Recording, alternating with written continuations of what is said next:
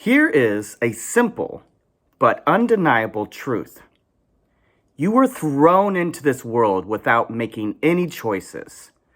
The family you were born into, the city you grew up in, whether you were rich or poor, you had no choice in the matter. You were thrown into this situation out of pure luck. It had nothing to do with anything about you.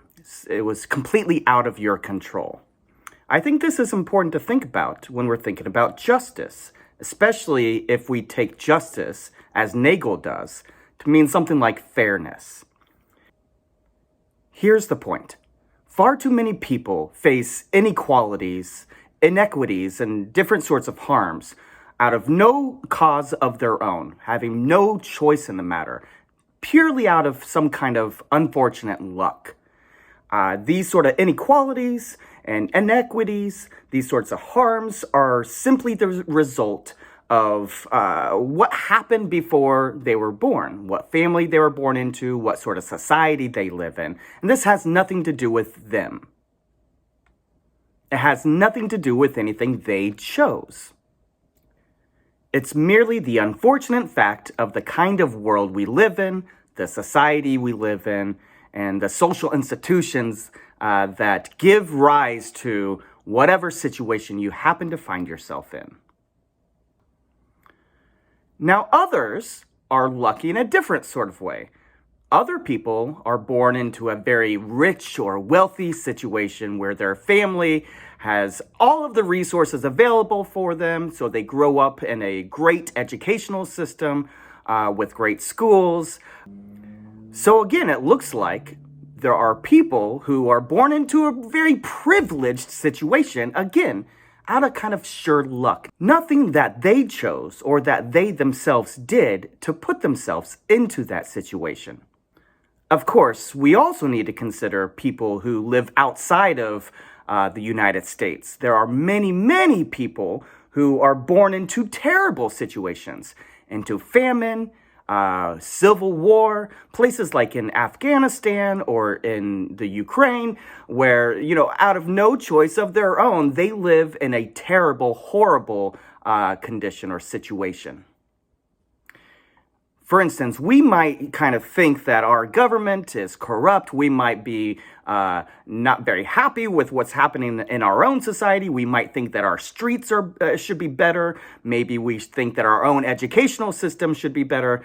Nonetheless, there are many places in the world where the government is a totalitarian dictatorship, like in North Korea or in Russia. There are many places in the world where there are no paved roads, where there's no electricity, where there's nothing but famine and poverty. And so when we consider what role luck plays in our current situation, we need to remember that there are many, many more places in the world where things could be much worse. So again, even if your situation right now is not perfect, it's still much better than most places throughout the world. And this is out of pure luck.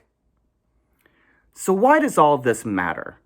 Well, Nagel wants us to think about the role that luck plays with regard to certain harms or inequalities, right? So we can consider two different causes of the inequalities or the inequities that we might notice in our society. On the one hand, one of these causes are things like racism or misogyny or some other form of discrimination that leads to these inequities or harms, different forms of inequalities. Yet on the other hand, another kind of cause we might think is completely innocent, right? There's causes that we would think lead to certain harms, certain moral wrongs, but the causes themselves are not inherently morally wrong or morally problematic. I think Nagel gives us a really great example of this on page 79 when he's talking about the restaurant owner. This is what Nagel says. Businesses and organizations of all kinds try to hire employees who will do the job well and pay higher salaries for those with unusual skills. If one restaurant is full of people and another next door is empty because the first has a talented chef and the second doesn't, The customers who choose the first restaurant and avoid the second haven't done anything wrong, even though their choices have an unhappy effect on the owner and employees of the second restaurant and on their families. So you might think that, the second restaurant that doesn't have a very good chef, the family of the owners in that restaurant, the people that work there, may be less well off than the first restaurant that has a really excellent chef. But this is not this is not the result of something that's morally problematic. If one chef is just a better chef, well, how can we fault them from doing that? That maybe they have a better skill, or maybe they just are, better at really understanding the cuisine or whatever. Now, Nagel goes on to say, such effects are most disturbing when they leave some people in a very bad way. In some countries, large segments of the population live in poverty from generation to generation. But even in a wealthy country like the United States, lots of people start life with two strikes against them. From economic and educational disadvantages, some can overcome these disadvantages, but it's much harder than making good from a higher starting point, right? So the idea here is some people seem out of sheer luck to be born into a situation where they're just better off. And other people have to work much, much harder in order to, achieve the same sorts of accomplishments. Yet what Nagel says is the most disturbing. He says, most disturbing of all are the enormous inequalities in wealth, health, education, and development between rich and poor countries. Most people in the world have no chance of ever being as well off economically as even the most poor people in Europe, Japan, or the United States. These large differences in good and bad luck certainly seem unfair, but what, if anything, should be done about them? Right, so the first question we should think about are the causes of these inequalities, these causes of these unfortunate situations. Is it because of racism or misogyny or some other form of discrimination? Or is it just a sheer, the way the world happens to be? That's just life. Some people are born in this family, some people are born in that family, and there's nothing you can do about that other than work hard and do your best, right? So those are two different kinds of causes. The second question that Nagel wants us to think about is what, if anything, we should do about this, right? What sort of interventions would be appropriate? Should the government step in and do something to change the situation in some way? This question, I think, is important to think about, paired with the first question. But before we move on to talk about that in a little more detail, I do want to kind of give a cautionary point here. Nagel seems to think that it's really easy to consider what sorts of interventions we might put into place with regard to the first sort of cause, the cause that's associated with, discrimination of some form, like racism, right? What should we do? Well, the government should step in, or some sort of authority position should step in to change that, all right, to prohibit that or to, discourage it in some way. But he seems to think that the second kind of cause, the one that's purely just a matter of luck, is entirely innocent, and that's what makes this so tricky. But I want to push back against that for a moment. You see, Nagel seems to be thinking of racism and misogyny as a kind of property of individuals, right? So there's a racist person who has a racist belief about some group of people, or there's a sexist, misogynist person who has some belief or hatred towards women, let's say. That's one way to think about racism and misogyny, but it's not the only way. In fact, once we kind of expand our way of thinking about these forms of discrimination, we might be able to say something a bit different about the second sort of cause.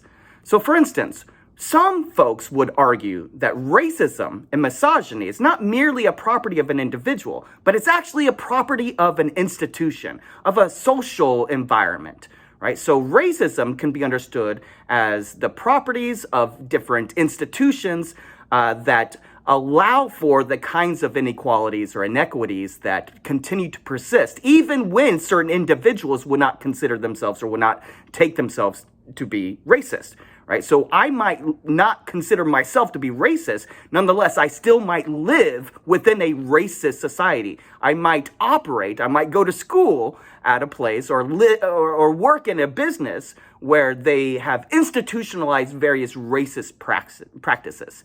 A great example of this would be redlining, right? This is a historical phenomenon that we know quite a bit about, and it's has put into place various racist practices that we still live with today, where people are born, what schools they go to, whether or not they can get a good job or get a loan to buy a good house, right? These are institutionalized ways of thinking about racism. Misogyny is similar. Right? Misogyny is not merely a property of an individual, it's also, and more appropriately, a property of institutions themselves, governments, businesses, and so on and so forth. So even though you might take yourself to be a huge supporter of equality, you might think that men and women should both have equal pay, for instance. Nonetheless, you might work at a business that is a kind of a way of institutionalizing misogynistic practices, where you treat women as mere baby makers or governesses, or someone who's like their main purpose is to take care of people, right?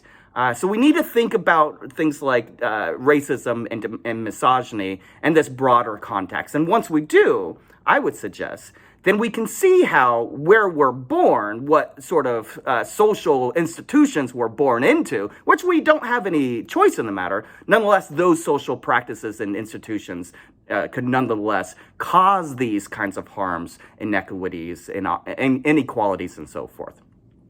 Now let's turn to the kinds of interventions that we might think are appropriate to handle these kinds of problems. The one that Nagel focuses on is taxation. I think this is a really helpful way to think about this, because some would argue that taxation is actually a form of theft, right? The government has no business stepping in and taking away somebody's property, their monetary goods, right? This is a violation of our freedom or a violation of our autonomy in some sense, right? So the government thinks they know what's best. This is a form of paternalism, where some form of authority steps in and removes an individual's autonomy because they think that's in their own interest, their best interest. That's what's going to make them happy, right? But you might wonder what would justify this kind of paternalism, where the government steps in and says, I know what's best for you, and so we're going to take away some of your money in order to help people. Right? Other people would say, no, this is the best and most practical way, and that's what justifies, the government stepping in and taking money from people in the form of taxation in order to provide roads, in order to provide healthcare, in order to provide, electricity, or whatever it might be. Right? So I want you to think about what forms of taxation, if any, would be appropriate with regard to an intervention to rectify or remedy these kinds of harms that are brought about from different sorts of inequalities and so forth. So I want you to think about, to what extent would the government stepping in the form of taxation be legitimate or justified in order to rectify or as a solution to the sorts of harms that we're discussing relating to inequities and inequalities. In the following videos, I'm going to say much more about different theories of justice, and there's also going to be a video on rights, which also plays an important role in all of this. I want you to pay attention to these videos and then come back to this question about taxation and whether or not this is ever justified. That will be the main point that I want you to think about with regard to your discussion questions for this module.